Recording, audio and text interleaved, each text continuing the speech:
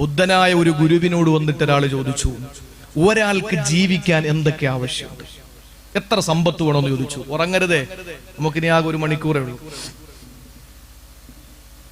ഒരാൾക്ക് ജീവിക്കാൻ എന്താ വേണ്ടതെന്ന് ചോദിച്ചു ബുദ്ധനായ ഗുരുവിനോട്.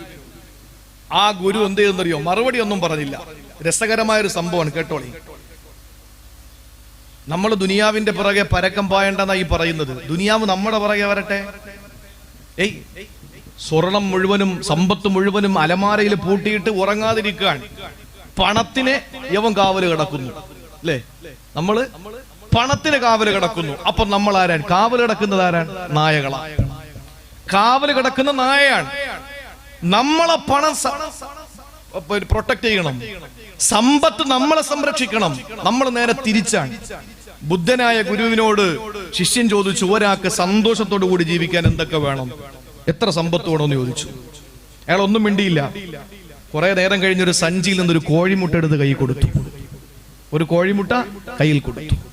അയാൾ വലത് കൈ കൊണ്ട് കോഴിമുട്ട വാങ്ങി.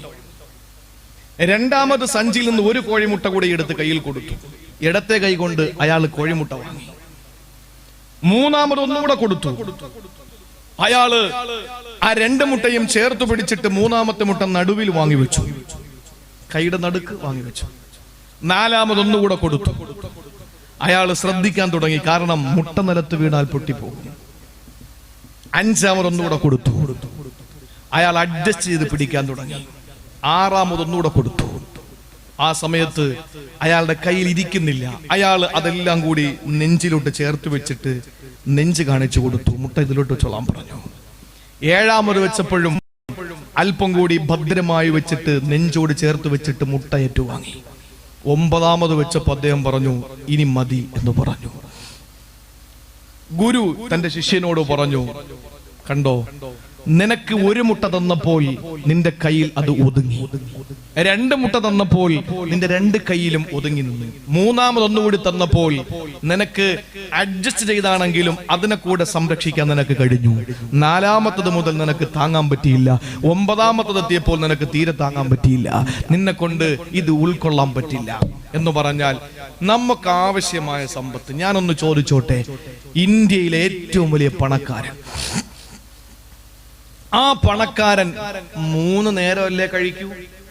അല്ലേ അല്ലേ അമീനെ? നമ്മൾ 3 നേരം കഴിക്കും.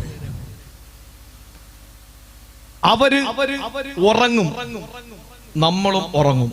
സുഖോരു പോലെയല്ലേ? അവരെക്കാളും നല്ലതുപോലെ നമ്മൾ ഉറങ്ങും. കാരണം എന്താ? നമുക്ക് ഉറക്കം വരും പെട്ടെന്ന്. ഇവിടെ ഇപ്പൊ വയൽ കേൾക്കാൻ വേണ്ടി വന്നൊരു പണക്കാരൻ, ഒരു ഉദാഹരണം, എനിക്ക് ഇവിടെ നാട്ടുകാരൊന്നും അറിയില്ല. ഒരു സഹോദരി അലമാരയിൽ നിറച്ച സ്വർണ്ണം ഇരിക്കാൻ, സക്കാത്തും കൊടുക്കൂല, പാവങ്ങൾക്കും കൊടുക്കൂല, എങ്ങനെ വെച്ചിരിക്കുക. എന്നും രാവിലെ എടുത്ത് നോക്കും, അങ്ങ് വെക്കും. അങ്ങനത്തെ ഒരു താത്ത ഇവിടെ വന്നിരിക്കുകയാണ്. എത്ര വഴലു പറഞ്ഞാലും അവരുടെ മനസ്സിൽ എന്തായിരിക്കും? പടച്ചോനെ, അലമാര നല്ലതുപോലെ പൂട്ടിയായിരുന്നു, താക്കോല് തലേനടി തന്നെയാണോ വെച്ചത്, ഗേറ്റ് നല്ലപോലെ പൂട്ടിയോ, പടച്ചോനെ എന്തെങ്കിലും ആവുമോ, ആകെ ഒരു പേടിയാണ്. ഇതൊന്നുമില്ലാത്ത ഈ നാട്ടിലെ ഒരു സഹോദരി വഴല് കേൾക്കാൻ വന്നു. പടച്ചോനെ, ആരെങ്കിലും എന്റെ വീട്ടിലൊന്ന് കള്ളം കയറിയിരുന്നെങ്കിൽ 10 രൂപ വെച്ചിട്ട് പോയാന. കാരണം ഒന്നുമില്ല, ഒരു ടെൻഷനും ഇല്ല. എന്റെ പ്രിയപ്പെട്ട സഹോദരങ്ങളെ, ഐഹികാസക്തി ആരെ പിടികൂടുമോ അവനെ അല്ലാഹു തആല പരിചയപ്പെടുത്തിയത് മസലുഹു കമസലിൽ കൽബ്, അവന് പട്ടിയെ പോലെയാണ്. ഒരു സംശയവും അക്കാര്യത്തിലില്ല, അവന് നായയെ പോലെയാണ്. അതുകൊണ്ടല്ലേ ദാർശനികനായ ഡയോജനീസ് അലക്സാണ്ടർ ചക്രവർത്തിയോട് ചോദിച്ചു, അലക്സാണ്ടർ, നിങ്ങൾക്ക് എന്താ ലക്ഷ്യം? എനിക്ക് ഏദൻ പിടിച്ചടക്കണം, അത് കഴിഞ്ഞിട്ടോ എനിക്ക് ഈജിപ്ത് പിടിച്ചടക്കണം, അത് കഴിഞ്ഞിട്ടോ പേർഷ്യൻ പിടിച്ചടക്കണം, അത് കഴിഞ്ഞിട്ടോ എനിക്ക് ഗൾഫ് രാജ്യങ്ങൾ പിടിച്ചടക്കണം, അത് കഴിഞ്ഞിട്ടോ ഓരോരോ രാജ്യങ്ങൾ എനിക്ക് പിടിച്ചടക്കണം, എല്ലാം കഴിഞ്ഞിട്ടോ എനിക്കൊന്ന് വിശ്രമിക്കണം, എനിക്ക് ഒന്ന് വിശ്രമിക്കണം. ഡയോജനീസ് ചോദിച്ചു, അലക്സാണ്ടർ ജി, നിങ്ങൾക്ക് വിശ്രമിക്കാനാണെങ്കിൽ നിങ്ങൾ എന്തിനാണ് ഈ കാണുന്നതൊക്കെ വെട്ടിപ്പിടിക്കുന്നതും നിങ്ങൾ കൊല്ലുന്നതും നിങ്ങൾ കലാപങ്ങൾ അഴിച്ചു വിടുന്നതും? എന്തിനാണ് നിങ്ങൾ ഇതൊക്കെ നശിപ്പിക്കുന്നത്? നിങ്ങളുടെ ലക്ഷ്യം ഒന്ന് വിശ്രമിക്കലല്ലേ? എന്റെ പ്രിയപ്പെട്ട സഹോദരങ്ങളെ, നമ്മളൊക്കെ ഈ ഉണ്ടാക്കുന്ന എന്തിനാണ്? ഒന്ന് പറയും, നമ്മളൊക്കെ ഉണ്ടാക്കുന്ന എന്തിനാണ്? ഞാൻ പലവട്ടം ഈ ഭാഗത്ത് പറഞ്ഞോന്ന് എനിക്കറിയില്ല. രാജാവിന്റെ മുമ്പിൽ വന്ന് പരാതിപ്പെട്ടു, രാജാവ് ഒന്നുമില്ല. രാജാവ് പറഞ്ഞു, നിനക്ക് എന്താ വേണ്ടത്? എന്തെങ്കിലും തരണം. ശരി, നിനക്ക് ഞാൻ കുറച്ച് വസ്തു തന്നേക്കാം. സന്തോഷമായി. സന്തോഷമായി. നമ്മൾ അങ്ങനെയല്ലേ സഹോദരിമാരൊക്കെ രാത്രി മൊത്തം വാക്ക് ചെയ്തെടുത്തു, പടച്ചോനെ എനിക്ക് സമ്പത്ത് തരണേ, സമ്പത്ത് തരണേ, സമ്പത്ത് തരണേ. നേരം വെളുത്ത് പഞ്ചായത്തിലോടും, എന്നിട്ട് പറയും എനിക്ക് ദാരിദ്ര്യ രേഖയ്ക്ക് താഴെയാക്കി തരണേ, BPL ആക്കി തരണേ, BPL ആക്കി തരണേ. രാത്രി ദുആ APL ആക്കാൻ, രാവിലെ പഞ്ചായത്തിൽ പോയിട്ട് BPL ആക്കാൻ. എന്റെ പ്രിയപ്പെട്ട സഹോദരിമാരെ, രാജാവിന്റെ മുമ്പിൽ വന്ന് കരഞ്ഞു പറഞ്ഞ മനുഷ്യനോട് രാജാവ് പറഞ്ഞു, ശരി, നിനക്ക് കുറച്ച് പുരയിടം തന്നേക്കാം, വസ്തു തന്നേക്കാം. എത്രയാണ്? അങ്ങയുടെ ഇഷ്ടം പോലെ നീ നടക്ക്, എവിടെ നടന്നു നിൽക്കുമോ അവിടം വരെ നിനക്ക് ഞാൻ തന്നേക്കാമെന്ന് രാജാവ് പറഞ്ഞപ്പോൾ ആ മനുഷ്യൻ നടക്കാൻ തുടങ്ങി. നടന്നു ഓടി, എല്ലാ പ്രദേശങ്ങളിലും ഓടി. ആ മനുഷ്യന് ആസക്തി കൂടി, ആ മനുഷ്യന് അത്യാഗ്രഹം കൂടി, ആ മനുഷ്യന് ആവേശം കൂടി. ആ മനുഷ്യൻ ഓടി ഓടി ഓടി, പട്ടാളക്കാര് പിന്നാലെ ഓടി. അവൻ നിൽക്കുന്ന സ്ഥലം വരെ എഴുതി കൊടുക്കാൻ രാജകൽപ്പനയാണ്. അങ്ങനെ തെങ്ങുംതോപ്പിലും റബ്ബർ തോട്ടത്തിലും വാഴത്തോട്ടത്തിലൊക്കെ ഇറങ്ങി കയറി. അയാൾ ഓടി നിർത്തുന്നില്ല. അവസാനം വന്ന് കൊട്ടാരത്തിന്റെ മറുഭാഗത്ത് വന്നു നിന്നു. അയാൾ മറിഞ്ഞു വീണു. വായിലൂടെ നുരയും പതയും വന്നു. അവിടെ കിടന്ന് ചത്തു. രാജാവ് ഇറങ്ങി വന്നിട്ട് ബന്ധുക്കളോട് ചോദിച്ചു, ഇനി എന്ത് ചെയ്യണം? ബന്ധുക്കൾ പറഞ്ഞു, ഇയാളെ കുഴിച്ചിടാൻ കുറച്ച് മണ്ണ് കൊടുക്കുക, അത്രേ മതി, അത്ര മതി. ഇയാൾ ഇത്രയും ഓടി ഉണ്ടാക്കിയിട്ട് എന്ത് കിട്ടി? 6 അടി മണ്ണ്. നമുക്കെന്താ? അതുകൊണ്ടാണ് ഇമാമുനാ ശാഫിഈ റളിയല്ലാഹു തആല അൻഹു പറഞ്ഞത്, ജീവിച്ചിരുന്നാൽ എനിക്ക് ഭക്ഷണം കിട്ടും, മരിച്ചാ മണ്ണും കിട്ടും, എനിക്ക് പേടിയില്ല, പേടിയില്ല. എന്തിനാണ് സഹോദരങ്ങളെ നമ്മൾ ആരെയാ പേടിക്കുന്നത്? പണക്കാരന്റെ പണം കാക്കുന്ന മരം കാണുമ്പോ, പണക്കാരന്റെ കീശയിലെ കാശ് കാണുമ്പോ നമ്മൾ എന്തിനാണ് മയങ്ങി പോകുന്നത്? സഹോദരങ്ങളെ, വേണ്ട വേണ്ട സഹോദരങ്ങളെ, നമുക്കൊരു കാര്യം തീരുമാനിക്കാം. ഐഹികാസക്തി നമുക്ക് വേണ്ട, ദുനിയാവിനോടുള്ള മോഹം നമുക്ക് വേണ്ട. ദുനിയാവെന്ന കള്ളിപ്പെണ്ണ് നമ്മുടെ പിന്നാലെ വരട്ടെ. ദുനിയാവ് പെണ്ണാണ്, ചതിക്കുന്നവളാണ്. അവള് കള്ളിപ്പെണ്ണാ, ചതിക്കുന്ന പെണ്ണാ.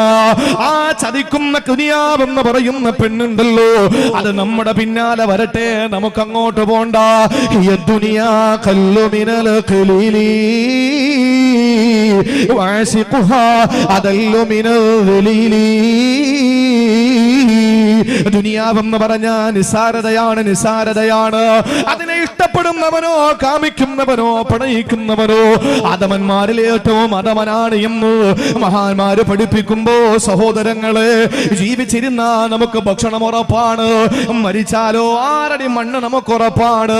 ഇമാം ശാഫിഈ റളിയല്ലാഹു അൻഹു പറയുകയാണ്, അതുകൊണ്ട് എന്റെ ജീവിതം സ്വാതന്ത്ര്യമാണ്, എന്റെ ജീവിതം സന്തോഷകരമാണ്, മനസ്സ് സ്വാതന്ത്ര്യമുള്ളതാ. സഹോദരങ്ങളെ, നമുക്ക് വേണ്ട ദുനിയാവിന്റെ ആസക്തി, നമുക്ക് വേണ്ട ദുനിയാവിനോടുള്ള ഇഷ്ടം, നമുക്ക് മാറ്റിവെക്കാം.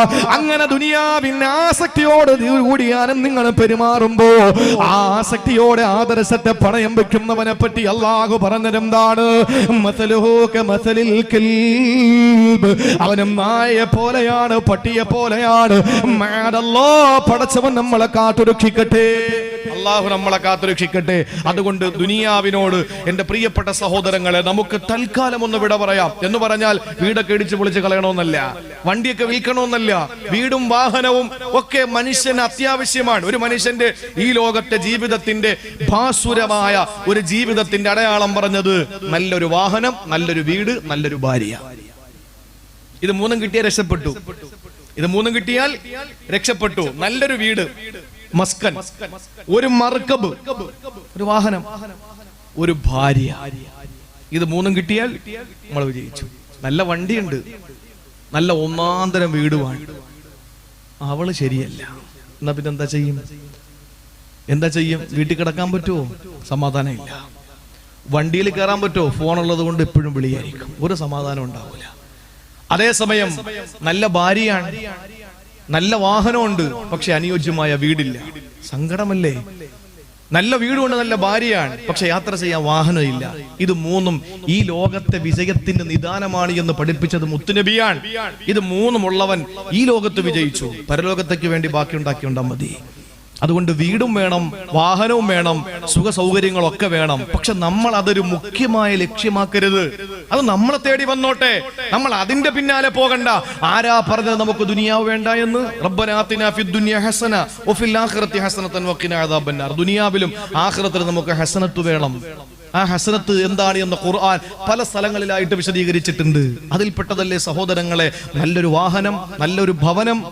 നല്ല ഒരു ജീവിതം, ആരോടും കൈനീട്ടേണ്ട സാഹചര്യം വരാതെ, ഒരിക്കലും ആരോടും ഒരു രൂപയും കടം വാങ്ങാൻ പറ്റാത്തൊരു സാഹചര്യത്തില് അന്തസ്സോടുകൂടിയുള്ള ജീവിതം, ഇതൊക്കെ നമ്മുടെ ഹസനാത്തുകളിൽ പെട്ടതാണ്, ദുനിയാവിന്റെ ഹസനത്തിൽ പെട്ടതാണ്. അള്ളാഹു നമുക്ക് അതൊക്കെ നൽകി അനുഗ്രഹിക്കുമാറാവട്ടെ. അതുകൊണ്ട് ദുനിയാവിനെ ആസക്തി, ഐഹിക ആസക്തി നമ്മളെ വേട്ടയാടുമെങ്കിൽ നമ്മളെ പറ്റി പറഞ്ഞ പേര് മായയാണ്. അള്ളാഹു നമ്മളെ കാത്തുരക്ഷിക്കട്ടെ. ഇനി മൂന്നാമത്തേത് കേട്ടോളെ, മറക്കരുത്. 1, അശ്രദ്ധയുള്ളവനെ നാൽക്കാലി എന്ന് വിളിച്ചു. 2, ദുനിയാവിനോട് ഭ്രമം ഉള്ളവനെ പട്ടി എന്ന് വിളിച്ചു അള്ളാഹു. ഇനി മൂന്നാമത് അള്ളാഹു പരിചയപ്പെടുത്തുന്നത് ഇത്രയും കേട്ടിട്ട് നന്നാവാത്ത ആളുകളെ പറ്റിയാണ്.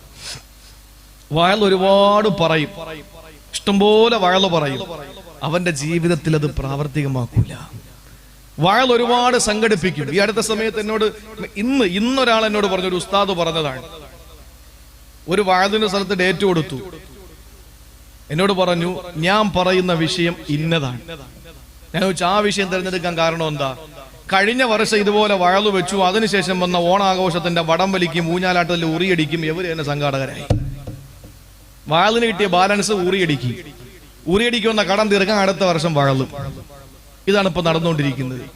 എത്ര പഠിച്ചിട്ടും പഠിച്ചതനുസരിച്ച് പ്രവർത്തിക്കാത്ത ഒരാളെ സംബന്ധിച്ച് അള്ളാഹു എന്താ പറഞ്ഞെന്നറിയോ? എന്ന് പറഞ്ഞാൽ അശ്രദ്ധയുള്ളവനെ നാൽക്കാലി എന്നും ദുനിയാവിന്റെ മോഹിയെ നായ എന്നും വിളിച്ചു. ഇനി നിങ്ങൾ അതിലേക്ക് പോകരുത് എന്ന് പറഞ്ഞത് കേട്ടിട്ട് ഇനിയും ഇല്ല, ഞാൻ അത് തന്നെയായിരിക്കും എന്റെ ജീവിതമെന്ന് പറയുന്നവനെ അള്ളാഹു എന്താ പറഞ്ഞെന്നറിയോ? എന്തു വാക്കുകൊണ്ടാ? അങ്ങനെയൊക്കെ ഉള്ളവരെ നമ്മൾ പറയും. നമ്മുടെ മക്കളെ തന്നെ നമ്മൾ പറയാറുണ്ടല്ലോ.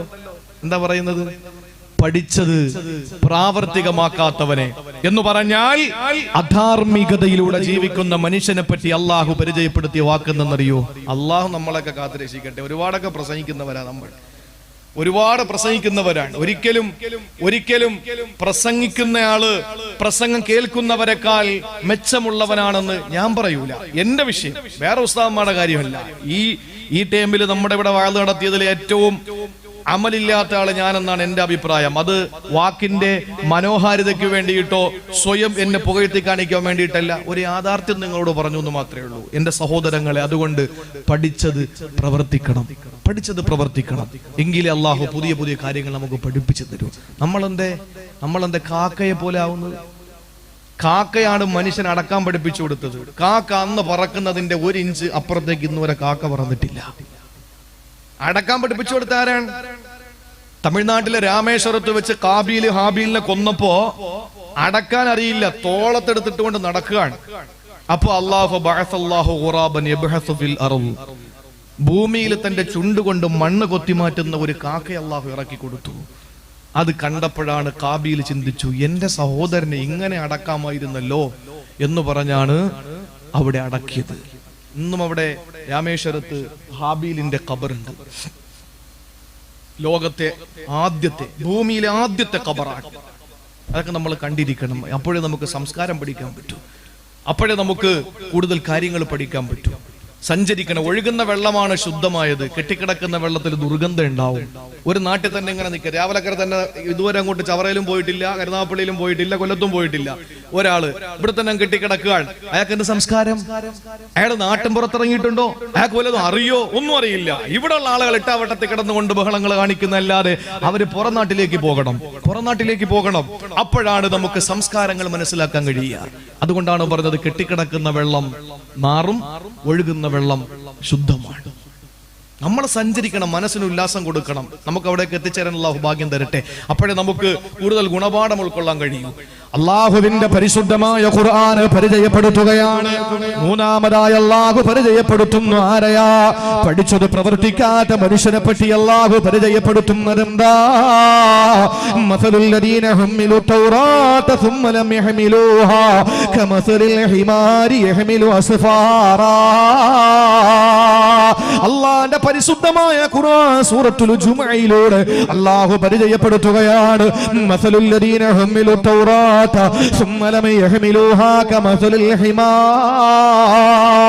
തൗറാത്ത് ലഭിച്ചിട്ടും അതനുസരിച്ച് അതിന്റെ ഉള്ളുകളറിയാറ്, അതിന്റെ അകത്തളമൊന്ന് വായിച്ചു നോക്കാറ് ഉള്ളറകളറിയാറ്, അതിനകത്ത് കിടക്കുന്ന കർമ്മത്തിന്റെ സൂചനകൾ മനസ്സിലാക്കാറ്, സന്ദേശങ്ങൾ ഉൾക്കൊള്ളാറ്, തരം താണ രീതിയിൽ ജീവിക്കുന്ന മനുഷ്യനെ പറ്റി അല്ലാഹു പറഞ്ഞിരുന്നറിയോ? എങ്ങനെയെന്നറിയോ? കമസലിൽ ഹിമാർ, അവന് കഴുതയെ പോലെയാണ്, കഴുതയെ പോലെയാ. യഹ്മിലു അസ്ഫാറാ, ഏടുകൾ ചുമന്നു പോകുന്ന കഴുതകളെ പോലെയാണ്. ഖുർആൻ നമ്മുടെ കയ്യിലുണ്ടല്ലോ, സൗദിയിൽ നിന്ന് വരുന്ന ഖുർആൻ നമ്മുടെ കയ്യിലുണ്ട്. ആ കയ്യിലിരിക്കുന്ന ഖുർആൻ മൊബൈലിൽ എത്രയോ മോഡലുള്ള ഖുർആനാണ്. വീട്ടിനകത്ത് ഖുർആനാണ്, വാഹനത്തിൽ ഖുർആനാണ്. നമ്മുടെ വീടിന്റെ അകത്തളത്തിലെ മനോഹാരിതയ്ക്ക് വേണ്ടി ഖുർആൻ വെച്ചിട്ടുണ്ട്. നമ്മുടെ റൂമുകളിൽ ഖുർആനുണ്ട്, നമ്മുടെ വീടുകളിലെ കാസറ്റ് ഉണ്ട്, എല്ലാം നമ്മുടെ വീട്ടിനകത്തുണ്ട്. പക്ഷേ അതിനകത്ത് എഴുതപ്പെട്ടതോ പറയപ്പെട്ടതോ അതിനകത്ത് സൂചിപ്പിക്കപ്പെട്ടതോ ജീവിതത്തിൽ അവനെ പ്രാവർത്തികമാക്കുന്നില്ല. ഒരു ഉദാഹരണം പറയട്ടെ പെങ്ങള്, അല്ലാഹുവിന്റെ ഖുർആൻ നിങ്ങളെ നെഞ്ചോട് ചേർത്ത് വെച്ചിട്ട് വിശുദ്ധ ഖുർആൻ ഓതുമ്പോൾ ആ ഖുർആനിലൂടെ തലമറച്ച് നടക്കണമെന്ന് ഖുർആൻ പറയുമ്പോ, മാന്യമായ വസ്ത്രം ധരിച്ചു നടക്കണമെന്ന് ഖുർആൻ പറയുമ്പോ, എന്തേ പ്രിയപ്പെട്ട പെങ്ങളെ നമ്മൾ മറന്നു പോകുന്നു? ആ ഖുർആനിനകത്ത് ഖുർആൻ ഓതുമ്പോഴും വായിക്കുമ്പോഴും ചിന്തിക്കുമ്പോൾ അതിന്റെ അകത്തളപ്പിലുള്ള ജീവിതത്തിലൊന്ന് പ്രാവർത്തികമാക്കാൻ കഴിയാത്ത അവസ്ഥയിൽ മോശപ്പെട്ട ജീവിതം ഞാനും നിങ്ങളും നയിച്ചു കൊണ്ടിരിക്കുമ്പോ നമ്മളെ പറ്റി പറയുന്നത് എന്താണ്? ഏട് ചുമക്കുന്ന കഴുത എന്നാണ്. കാരണം ഖുർആൻ ചുമന്നുകൊണ്ടിരിക്കുന്ന കഴുത തന്നെയാണ്, സംശയമില്ല. ഒരു കഴുതയെ വിളിച്ചിട്ട് ആ കഴുതയുടെ പുറത്ത് സിഹാഹുസിട്ട് അടുക്കി വെച്ച് നോക്ക്. ബുഖാരിയും മുസ്ലിമും അബൂദാവൂദും ഇബ്നു മാജയും നസായിയും തുർമുദിയും ഒക്കെ എടുത്ത് ആ കഴുതയുടെ പുറത്ത് വെച്ച് കൊടുത്താൽ, സഹോദരങ്ങളെ, കഴുതയ്ക്കെന്ത് ബുഖാരി, കഴുതയ്ക്കെന്ത് മുസ്ലിം, കഴുതയ്ക്കെന്ത് ഖുർആൻ, കഴുതയ്ക്കെന്ത് ആദാബ്, കഴുതയ്ക്കെന്ത് അഖ്ലാഖ്, കഴുതയ്ക്കെന്ത് സീറ, കഴുതയ്ക്കെന്താ ഫിഖ്ഹ്, ഇതൊന്നും കഴുതക്കറിയില്ലല്ലോ.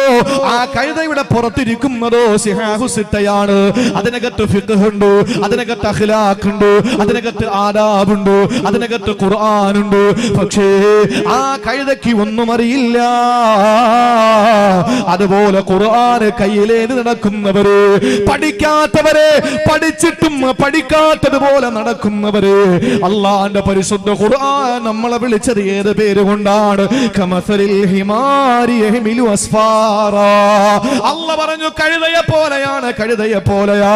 അല്ലാഹു നമ്മളെ കാത്തുരക്ഷിക്കട്ടെ, നമ്മളെ കാത്തുരക്ഷിക്കട്ടെ. നമ്മളെ ഈ ലോകത്തിന്റെ അവസ്ഥ എന്തെന്നറിയോ? ഇന്ന് പള്ളികളിൽ ധാരാളം ആളുകൾ നിസ്കരിക്കാനുണ്ട്, എല്ലാവർക്കും ബോധമുണ്ട്, എല്ലാവരും പ്രസംഗിക്കൂ. പള്ളിയിലെ ഇമാമിനൊക്കെ മനോഹരമായ നാട്ടിലെ ആളുകൾ പ്രസംഗിക്കുന്ന കാലമാണ്. പക്ഷെ ഒന്നറിയണേ സഹോദരാ, മഹാനായ അബൂ സഈദുൽ ഖുദ്രി റളിയല്ലാഹു അൻഹു പറയുകയാ, അല്ലാഹുവിന്റെ റസൂൽ പറഞ്ഞു, ഒരു ദിവസം ഞങ്ങൾ അത്ഭുതപ്പെട്ടു പോയി. എന്താ റസൂൽ പറഞ്ഞതെന്നറിയോ? ഒരു കാലം വരാനുണ്ട് മക്കളെ, ഒരു കാലം നിങ്ങൾക്ക് വരാനുണ്ട്. ആ കാലഘട്ടം നിങ്ങൾക്ക് വന്നാൽ അതിന്റെ പ്രത്യേകത എന്തെന്നറിയോ? നിങ്ങളുടെ നിസ്കാരമല്ല. സഹാബത്തിനോട് റസൂലുള്ളാഹി പറയാൻ, ഇനി ഒരു കാലം വരാനുണ്ട്, നിങ്ങളുടെ നിസ്കാരമൊന്നുമല്ല. ശരിയല്ലേ? ചിലരൊക്കെ സുജൂദി പോയാൽ പടച്ചോനെ അടുത്ത വഖത്തിന്റെ ബാങ്ക് കേട്ടാലേ തല ഉയർത്തു, അത്ര നേരം സുജൂദിലാണ് അല്ലേ? റസൂലുള്ളാഹി പറയുന്നു, സഹാബത്തെ, ഇനി ഒരു കാലം വരാനുണ്ട്, നിങ്ങളെ നിസ്കാരം ഒന്നുമല്ല, നിങ്ങളുടെ ദാനധർമ്മങ്ങൾ ഒന്നുമല്ല, നിങ്ങളുടെ ഇബാദത്തുകളൊന്നും ഒന്നുമല്ല. അങ്ങനത്തെ ഒരു കാലം ഇനി വരാനുണ്ട്. ഒന്നാലോചിച്ച് നോക്ക്, ആ കാലമല്ലേ ഇതെന്ന് ഒന്നാലോചിച്ച് നോക്ക്. പള്ളികൾ എത്രയാണ്? ഞാനൊരു കാര്യം തുറന്നു പറയാം. എനിക്ക് വഴല് ഇല്ലാതെ പോയെന്ന് വെച്ചിട്ട് എനിക്ക് പ്രശ്നമൊന്നുമില്ല. ഈ അടുത്ത സമയത്ത് ഒരാൾ വിളിച്ച് ഭീഷണിപ്പെടുത്തി, നിങ്ങളെ വഴലൊക്കെ ക്യാൻസൽ ചെയ്താൽ. ഞാൻ പറയും, നിന്റെ ജോലിക്ക് പോടാന്ന് പറഞ്ഞു. കാരണം വഴല് അള്ളാഹുവിന്റെ ദീൻ പ്രബോധനം ചെയ്യാൻ പടച്ചവൻ അവസാനത്തെ പ്രസംഗം തേവലക്കര ഈ പറയുന്ന മർഹബായ് യുവജന വേദിയാണ് എന്റെ ജീവിതത്തിലെ അവസാനത്തെ പ്രബോധനത്തിന്റെ വേദി എന്ന് പടച്ചതമ്പുരാൻ എനിക്ക് എഴുതപ്പെട്ടു പോയാൽ 1000 വട്ടം അൽഹംദുലില്ലാഹ്, 1000 വട്ടം അൽഹംദുലില്ലാഹ് സ്വീകരിക്കും, ഒരു പ്രശ്നവുമില്ല. അതല്ല എന്റെ തുടക്കം, അല്ലെങ്കിൽ എന്റെ പ്രബോധനത്തിന്റെ ഒരു മാർഗം ഇതാണ്, എന്റെ പ്രഭാഷണത്തിന്റെ ഒരു ഒടുക്കമല്ല ഇതെന്ന് അള്ളാഹു തീരുമാനിച്ചിട്ടുണ്ടെങ്കിൽ എത്ര മൂത്താപ്പമാര് കളിച്ചാലും ഞാൻ ഇനിയും പ്രസംഗിക്കും. എന്റെ പ്രിയപ്പെട്ട സഹോദരങ്ങളെ, ഞാൻ പറഞ്ഞത് വേറൊരു കാര്യമാണ്. എന്ന് പറഞ്ഞാൽ നമ്മൾ ഒരു കാര്യം, ആ ഒരു കാര്യം നമ്മൾ ഒരു സമൂഹത്തിന്റെ മുമ്പിൽ തുറന്നു പറയുമ്പോൾ ആ തുറന്നു പറയുന്ന വിഷയം എന്റെ പ്രിയപ്പെട്ട സഹോദരങ്ങളെ നമ്മുടെ ജീവിതത്തിൽ ഒരു മാറ്റമുണ്ടാക്കാൻ വേണ്ടിയിട്ടാണ് പറയുന്നവനും പറയിപ്പിച്ചവനും കേട്ടവനും. മൂന്നാമതാണ് നിങ്ങളെ ഞാൻ ക്ഷണിക്കുന്നത്. ആദ്യം എന്നോടാണ്, രണ്ടാമത് എന്നെ വിളിച്ച സംഘാടകരോടാണ്, മൂന്നാമത് നിങ്ങളോടാണ്. ഞാൻ പറയുന്നു എന്റെ പ്രിയപ്പെട്ട സഹോദരങ്ങളെ, ഈ സദസ്സ് കൊണ്ട് നമുക്കൊരു മാറ്റം ഉണ്ടാക്കണം. ഇല്ലെങ്കിൽ എന്തർത്ഥമുള്ളത് എന്നാലോചിച്ചു. എന്തർത്ഥമാണ് ഈ സദസ്സിലുള്ളത്? നിങ്ങൾ ഇത്രയും സമയം ഇവിടെ വന്നിരുന്നു, എന്തൊക്കെ ജോലി നിങ്ങൾക്ക് ഉള്ളതാ? ഞാൻ എത്ര കിലോമീറ്റർ യാത്ര ചെയ്താ ഇവിടെ വന്നത്? എന്തിനാണ് ഇങ്ങനെ ഒരുമിച്ച് കൂടുന്നത്? എന്ത് ലാഭമാണ് ഇതിലുള്ളത്? എനിക്കെന്ത് ലാഭമാ? നിങ്ങൾക്കെന്ത് ലാഭമാ? സംഘാടകർക്ക് എന്ത് ലാഭമാണ്? ഒരു ലാഭമില്ല. പക്ഷേ അവരിലോ എന്നിലോ നിങ്ങളിലോ ഒരാൾ ഇത് അമല് ചെയ്താൽ നമ്മൾ രക്ഷപ്പെട്ടു. അള്ളാഹു അങ്ങനെയുള്ള സ്വീകാര്യമായ സദസ്സിൽ അള്ളാഹു നമ്മുടെ ഈ സദസ്സുകളെ ഉൾപ്പെടുത്തി അനുഗ്രഹിക്കുമാറാവട്ടെ. ഒരു വിഭാഗം വരാനുണ്ട്. സഹാബാക്കൾ അള്ളാഹുവിന്റെ റസൂലിന്റെ വാക്ക് കേട്ട് അത്ഭുതപ്പെട്ടു. നിങ്ങളുടെ ഇബാദത്തുകളൊന്നും ഒന്നുമല്ല, അവർ വലിയ ഇബാദത്തുള്ളവരാണ്. നിങ്ങളുടെ നോമ്പൊന്നും ഒന്നുമല്ല, അവർ വലിയ നോമ്പുകാരാണ്. നിങ്ങളുടെ ദാനധർമ്മങ്ങളൊന്നും ഒന്നുമല്ല, അവര് വലിയ ദാനധർമ്മിഷ്ടന്മാരാണ്. എന്നിട്ട് അള്ളാഹുവിന്റെ റസൂല് പറഞ്ഞു, അവര് ഖുർആൻ മനോഹരമായി ഓതും, മനോഹരമായി ഖുർആൻ ഓതും. ആ കാലമാണ് ഈ കാലം. എന്റെ സഹോദരങ്ങളെ, ഒരു സംശയം കാര്യത്തിൽ വേണ്ട. നമ്മുടെ പള്ളികൾക്ക് വല്ല കുറവുണ്ടോ? എവിടെയാ പള്ളിക്ക് കുറവുള്ളത്? ഞാൻ ഇങ്ങോട്ട് വരുമ്പോ 2 പള്ളികൾ പൂട്ടിയിട്ടിരിക്കുന്നു, പിന്നെ ഒരു പള്ളി തുറന്നിട്ടിരിക്കുന്നു, നിസ്കരിക്കാൻ പറ്റി. ഞാൻ പറയുന്നത് അതൊക്കെ ചില നാടുകളുടെ പ്രത്യേകതയാണ്. അങ്ങനെ പള്ളാന്റെ പള്ളിയാണ് തുറന്നിട്ടിരിക്കുന്നത് അതൊന്നും പറയാൻ പറ്റൂല. ഓരോ നാടിനൊരു പ്രത്യേകതയുണ്ട്. അപ്പൊ അതുകൊണ്ട് ഞാൻ പറഞ്ഞത്, നമ്മുടെ ഈ ടൈറ്റാനിയത്തിന്റെ അവിടെ നിന്ന് ഇങ്ങോട്ട് വരുമ്പോ തന്നെ റോഡ് സൈഡില് നല്ലതുപോലെ കാണാൻ പറ്റുന്ന 4 പള്ളി, 3 പള്ളി. നമുക്ക് പള്ളിക്ക് കുറവുണ്ടോ? ഇല്ല. വയല് കേൾക്കാൻ ആളിന് കുറവുണ്ടോ? ഇല്ല. നമുക്ക് എന്തിനെങ്കിലും കുറവുണ്ടോ? ഒന്നുമില്ല. ഒരു പെൺകുട്ടി, ഇതാ എന്റെ നാട്ടില് ഒരു പണ്ഡിതൻ മരണപ്പെട്ടു. നിങ്ങളൊക്കെ കഴിയുമെങ്കിൽ സംഭാവന കൊടുത്തോളി. ഞാൻ ഇവിടെ പിരിക്കൊന്നുമില്ല, ഇവിടെ വെച്ച് തന്നാൽ ഞാൻ വാങ്ങുകയില്ല. കാരണം ഇവിടെ വേറൊരു സംരംഭമുണ്ട്. ഒരു പണ്ഡിതൻ, അദ്ദേഹം 23 വർഷം ഒരു മഹലില് സേവനമനുഷ്ഠിച്ചു. അദ്ദേഹം പഠിച്ചിറങ്ങിയത് മുതൽ അവിടെയാണ്. അദ്ദേഹത്തിന് മഞ്ഞപ്പിത്തം മൂലം ലിവർ അടിച്ചുപോയി. അദ്ദേഹത്തിന്റെ കിഡ്നി ഫെയിലിയറായി. അദ്ദേഹത്തിന്റെ തലച്ചോറിന് ബാധിച്ചിട്ട് ബ്രെയിൻ ഡെത്തായി. അതിന് ഏതാനും മണിക്കൂറുകൾക്ക് മുമ്പ് ഡോക്ടർമാർ വന്നിട്ട് പറഞ്ഞു, കിഡ്നി ഞങ്ങൾ ഡയാലിസിലൂടെ ശരിയാക്കാം, പക്ഷേ ലിവർ മാറ്റിവെക്കാൻ സൗകര്യമുണ്ട്, സാമ്പത്തികം കൊണ്ടോ നമുക്കതിനുള്ള സംവിധാനം ഉണ്ടാക്കാം. അദ്ദേഹം പറഞ്ഞു, എനിക്ക് എന്റെ ലിവർ മാറ്റിവെക്കാൻ ഞാൻ ആരോട് പറഞ്ഞാലും എനിക്ക് പൈസ തരും. എന്റെ നാട്ടുകാരനാണ്, പണ്ഡിതൻ, പച്ചപ്പാവം. പച്ചവെള്ളം വായിലൊഴിച്ചിട്ട് ചവയ്ക്കാൻ പറഞ്ഞാൽ ചവയ്ക്കും, അത്ര വലിയ പാവം. ആ പണ്ഡിതനോട് ഡോക്ടർമാര് പറഞ്ഞപ്പോ അദ്ദേഹം പറഞ്ഞു, ഇപ്പൊ എനിക്ക് കരള് മാറ്റി വെക്കാൻ ആരെങ്കിലും ഒക്കെ പൈസ തരും, പക്ഷെ എന്റെ മകളുടെ എൻഗേജ്മെന്റ് മറ്റന്നാളാണ്, എന്റെ മോളുടെ കല്യാണത്തിന് ആരാ എന്നെ സഹായിക്കുക? ഒരു വാപ്പാട ആഗ്രഹമാണ് തന്റെ മകളെ കെട്ടിച്ചയക്കുക എന്നുള്ളത്. അദ്ദേഹം അത് പറഞ്ഞുകൊണ്ട് മരണത്തിലേക്ക് നടന്നുപോയി. പക്ഷെ അതിനുശേഷം അൽഹംദുലില്ലാ അദ്ദേഹത്തെ ഖബറടക്കിയിട്ട് എന്റെ മഹല്ലത്തിലെ പള്ളിയിൽ എഴുന്നേറ്റ് ഉസ്താദുമാരൊക്കെ നിന്ന് ആ വേദിയിൽ ഞാൻ തന്നെ സംസാരിച്ചു. 17 പവൻ ആ സമയത്ത് ആ സ്ഥലത്ത് വെച്ച് ആ സമയത്ത് ആളുകൾ ഏറ്റെടുത്തു. അവർക്കൊരു സ്ഥായിയായ വരുമാനത്തിനു വേണ്ടി തിരുവനന്തപുരം ജില്ലയിലെ ചില പള്ളികൾ മാത്രം കളക്ഷൻ എടുത്തപ്പോൾ ഏകദേശം 10 ലക്ഷം രൂപയോളം. നമ്മൾ കൊടുക്കാതിരിക്കുവോ? ഇവിടെ ഇപ്പോ 200, എന്നോട് അമീൻ പറഞ്ഞു, 150-200 അപേക്ഷകൾ. ക്യാൻസർ രോഗികളാ? 200 ക്യാൻസർ രോഗികളാ? ആണോ? 200 ക്യാൻസർ പേഷ്യന്റിന്റെ അപേക്ഷ, മരുന്ന് വാങ്ങാൻ ഗതിയില്ലാതെ വിഷമിക്കുന്ന ആളുകളെ ഈ നാട്ടിലാണ്. ഒന്ന് ആലോചിച്ച് നോക്കിയേ. അപ്പൊ ഇതൊക്കെ നമ്മുടെ നാട്ടിൽ വരുമ്പോ നിഷ്പ്രയാസം നടക്കും. കൊടുക്കാൻ മനസ്സുള്ളവരാണ്, ചങ്ക് പറിച്ചു കൊടുക്കാൻ മനസ്സുള്ളവരാണ്. ഒന്നിനും ഒരു കുറവില്ല. പക്ഷേ ഞാൻ ഒരൊറ്റ കാര്യം എന്റെ സഹോദരങ്ങളോട് പറയാൻ, നമ്മുടെ ജീവിതത്തിൽ ഇസ്ലാമിക ധാർമ്മികതയിൽ നിന്ന് നമ്മൾ പിന്നോട്ട് പോയി, അല്ലെങ്കിൽ അതിന്റെ പരിധികൾ ലംഘിച്ചുകൊണ്ടിരിക്കാൻ. അള്ളാഹു നമ്മളെ കാത്തുരക്ഷിക്കട്ടെ, പടച്ചവൻ നമ്മളെ കാത്തുരക്ഷിക്കട്ടെ. നിസ്കാരത്തിനും നോമ്പിനൊന്നും ഒരു കുറവുമില്ല, ദാനധർമ്മങ്ങൾക്കൊരു കുറവില്ല. പക്ഷേ ധാർമ്മികമായ അധപ്പതനത്തിലേക്കാണ് ഞാനും നിങ്ങളും പോകുന്നത്. ഒരു സംശയം അക്കാര്യത്തിൽ വേണ്ട, ഒരു സംശയം അക്കാര്യത്തിൽ വേണ്ട. അതുകൊണ്ടാണ് നൂറ്റാണ്ട് 14 മുമ്പ് അല്ലാഹുവിന്റെ റസൂൽ പറയുകയാണ്, സഹാബാ, നിങ്ങളുടെ നിസ്കാരമല്ല, നിങ്ങളുടെ നോമ്പൊരു നോമ്പായിട്ട് എനിക്ക് എണ്ണാൻ പറ്റൂല. കാര്യം എന്തെന്നറിയോ? ഇനി ഒരു സമൂഹം വരാനുണ്ട്, അവര് വല്ലാത്ത നമസ്കാരക്കാരാ. അവരുടെ നിസ്കാരത്തെ തട്ടിച്ചു നോക്കുമ്പോ നിങ്ങളെക്കാൾ വലിയ നിസ്കാരക്കാരാണ് അവര്, നിങ്ങളെക്കാൾ നോമ്പുകാരാണ്. പക്ഷേ അവര് ഖുർആൻ മനോഹരമായി ഓതുന്നവരാണ്. ലാ യുജാവിസു ഹനാജിറഹും, അല്ലാഹുവിന്റെ റസൂൽ പറയുന്നു. പക്ഷേ ആ ഖുർആൻ അവിടെ തൊണ്ടക്കുഴിയിൽ നിന്ന് താഴോട്ട് ഇറങ്ങൂല, അവിടെ തൊണ്ടക്കുഴിയിൽ നിന്ന് താഴോട്ട് ഖുർആൻ ഇറങ്ങൂല. ധീരമായി മണിക്കൂറുകളോളം പ്രസംഗിക്കുന്ന പ്രഭാഷകനാ, ആ പ്രസംഗിക്കുന്നത് അതര വ്യായാമമാണ്. അവന് വേശ്യയുടെ ചാരിത്ര പ്രസംഗം പോലെയാ പറയുന്നത്. അതര വ്യായാമത്തെക്കാൾ അഭികാമ്യം അനുകരണത്തിലൂടെയുള്ള ആവിഷ്കാരമാണ് എന്ന അപ്പവാക്യം മറന്നുകൊണ്ടുള്ള പ്രസംഗമല്ലേ എന്റെ പ്രസംഗത്തെ പറ്റിയാ പറയുന്നത്. സഹോദരങ്ങളെ, ഖുർആനോതും പക്ഷേ അവന്റെ തൊണ്ടയ്ക്ക് താഴെ ഖുർആനിന്റെ പൊരുളിറങ്ങൂല, ഖുർആനിന്റെ ഉള്ളവനറിയാൻ കഴിയൂല. റസൂലുള്ള പറയുന്നു, യംറുഖൂന മിനദ്ദീൻ കമാ യംറുഖുർ സഹ്മു മിനർ റമിയാ. വേട്ടമൃഗത്തിൽ നിന്ന് അമ്പ് പുറത്തേക്ക് പോകുന്നത് പോലെ അവന് ദീനിൽ നിന്ന് ഔട്ടാകുമെന്ന് നബി മുഹമ്മദ് മുസ്തഫ.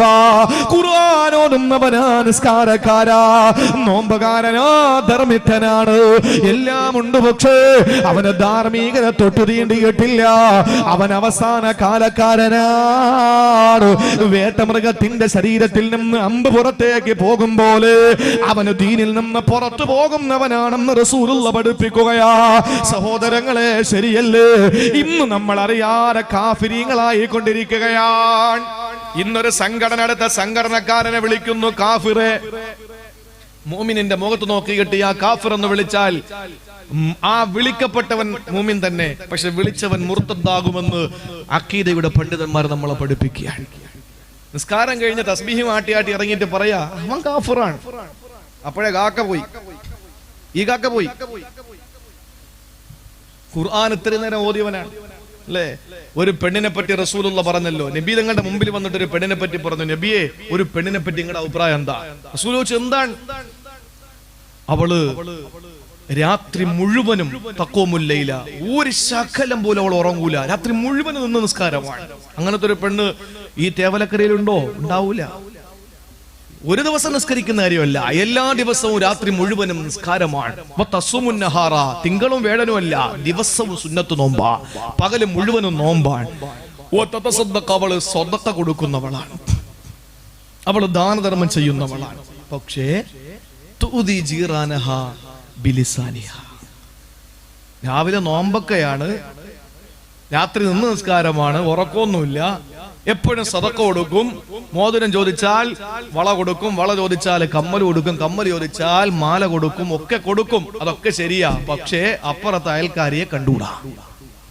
ധാർമ്മികത നഷ്ടപ്പെട്ടു പോയി, ധാർമ്മികത നഷ്ടപ്പെട്ടു പോയി. അള്ളാഹുവിന്റെ റസൂല് പറഞ്ഞ വാക്കെന്നറിയോ? നബിയോട് ചോദിച്ചു, നബിയെ ഈ പെണ്ണിനെ പറ്റി നിങ്ങളുടെ അഭിപ്രായം എന്താണ്? അള്ളാഹുവിന്റെ റസൂല് പറയുകയാണ്, ഫഹിയ ഫിന്നാർ, അവള് നരകത്തിലാണ്. അവളുടെ നിസ്കാരം അല്ലാഹു വേണ്ട, അവളുടെ നോമ്പ് അല്ലാഹു വേണ്ട, അവളുടെ ഖുർആനോദൽ അല്ലാഹു വേണ്ട. ധാർമ്മികത നഷ്ടപ്പെട്ടു പോയ പെണ്ണേ, അള്ളാഹുവിന്റെ റസൂല് പരിചയപ്പെടുത്തുകയാണ്. പ്രിയപ്പെട്ടവരെ, അതുകൊണ്ടൊരു മാറ്റം അനിവാര്യമാണ്, അതുകൊണ്ടൊരു മാറ്റം അനിവാര്യമാണ്. എന്തുകൊണ്ടെന്നറിയോ? ഇത് പഠിച്ചിട്ടും അമൽ ചെയ്യാതെ വഅള് കേൾക്കാൻ വരുന്നത് നിസ്സാരമല്ല, നിസ്സാരമല്ല. കേൾക്കാൻ വേണ്ടി വരുമ്പോ എവിടെ നിന്ന് കേട്ടാലും പ്രശ്നമല്ല, ബക്കറ്റിലിട്ടാലും ഇട്ടില്ലെങ്കിലും പ്രശ്നമല്ല, സംഭാവന പറഞ്ഞാലും പറഞ്ഞില്ലേലും പ്രശ്നമല്ല. പക്ഷേ കേൾക്കുന്ന കാര്യം നിന്റെ ജീവിതത്തിൽ പ്രാവർത്തികമാക്കിയില്ലെങ്കിൽ, അല്ലാഹുവിന്റെ റസൂല് കിടന്നുറങ്ങുന്ന സമയത്ത് രണ്ടുപേര് വന്നില്ലേ, ജിബ്രീലും മീകായിലുമാണ്. പിന്നീടാണ് നബി അറിഞ്ഞത് ജിബ്രീലും മീകായിലുമാണ് കൊണ്ടുപോയി അത്ഭുതങ്ങളുടെ കലവറ തുറന്നു കാണിച്ചതിന് ശേഷമാണ് നബി അറിയുന്നത്. ഒന്നൊരു ജിബ്രീലാണെന്ന് റസൂൽ അറിഞ്ഞില്ല, ഒന്നൊരു മീകായിലാണെന്ന് നബി അറിഞ്ഞില്ല. അവസാനമാണ് അറിയിച്ചു കൊടുത്തത്. രണ്ടുപേരും വിളിച്ചു കൊണ്ടുപോയി നോക്കുമ്പോ പല പല അത്ഭുതങ്ങൾ കണ്ടു. ആ അത്ഭുതങ്ങളിൽ ഒരു അത്ഭുതം ഏതെന്നറിയോ? ഒരു മനുഷ്യൻ ഇങ്ങനെ മലർന്നു കിടക്കുകയാണ്. റബ്ബേ, ആ മനുഷ്യന്റെ അടുത്തൊരു മനുഷ്യൻ ഇങ്ങനെ വലിയ പാറക്കല്ലുമായി നിൽക്കുകയാ. ഈ തേവലക്കരയിലെ ഏതെങ്കിലും ഒരു പാറക്കല്ലിന്റെ കഥയല്ല, അല്ലാഹുവിന്റെ നരകത്തിന്റെ കഥയാ പറയുന്നത്. ഒരു പാറക്കല്ലുമായി ഒരു മനുഷ്യൻ ഇങ്ങനെ നിൽക്കുകയാണ്. ആ നിൽക്കുന്ന മനുഷ്യന്റെ കയ്യിലിരിക്കുന്ന പാറക്കല്ല് ആ മലർന്നു കിടക്കുന്ന മനുഷ്യന്റെ തലയിലേക്ക് വലിച്ചെറിയുകയാ. ആ തല ചിന്നി ചിതറിയിട്ട് തലച്ചോറ് ചീറ്റുകയാ. ആ കല്ല് ദൂരേക്ക് ചെന്ന് വീഴുകയാണ്. ആ നിൽക്കുന്ന മനുഷ്യൻ ഓടിച്ചെന്ന് കല്ലെടുക്കുന്നു. ഈ എറികൊണ്ട മനുഷ്യന്റെ തല പൂർവ്വസ്ഥിതിയിലെത്തുന്നു. വീണ്ടും ആ മനുഷ്യനെ കല്ല് തലയിലേക്ക് വലിച്ചെറിയുന്നു. ആ മനുഷ്യനെ കണ്ടപ്പോൾ അല്ലാഹുവിന്റെ റസൂല് ചോദിച്ചു പോയി, ആരാണ് ഈ മനുഷ്യൻ? ആരാണ്? എന്ത് തെറ്റാ ചെയ്തത്? ആ സമയത്താണ് കൂടെയുള്ള ജിബ്രീൽ പറഞ്ഞത്, മീകായിൽ പറഞ്ഞത്. ഇമാം ബുഖാരി തങ്ങൾ തന്റെ സ്വഹീഹുൽ ബുഖാരിയിൽ രേഖപ്പെടുത്തിയ ഹദീസാണ്. അല്ലാഹുവിന്റെ റസൂലിനോട് പറയുകയാ, നബിയേ, ആ കിടക്കുന്ന മനുഷ്യൻ ആരെന്നറിയോ? റജുലുൻ അല്ലമഹുല്ലാഹുൽ ഖുർആൻ. അല്ലാഹു ഖുർആൻ പഠിപ്പിച്ചു കൊടുത്ത മനുഷ്യനാണ് നബിയേ. ആ മനുഷ്യന് ഖുർആൻ നല്ലതുപോലെ അറിയാം. ഫനാമ അൻഹു ബില്ലൈൽ, അവൻ രാത്രി കിടന്ന് ഉറങ്ങുന്നവനാണ്. വലം യഅമൽ ബിന്നഹാർ, പകലവന് ആ കാര്യങ്ങൾ അനുസരിച്ച് അമൽ ചെയ്യാത്തവനാണ്. അല്ലാഹു ഖുർആൻ പഠിപ്പിച്ചു കൊടുത്തു. അല്ലാഹു ഖുർആൻ പഠിപ്പിച്ചു കൊടുത്തു.